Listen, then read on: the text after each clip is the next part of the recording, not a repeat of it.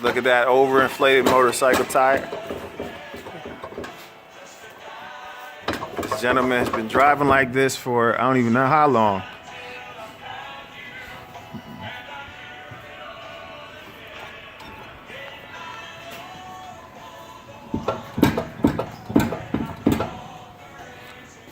This thing gotta be overinflated. Doesn't even matter. At this point, it's like a brick.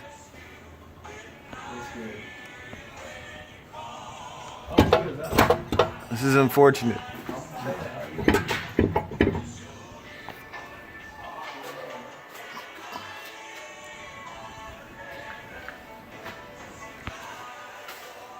Hell yeah, sir.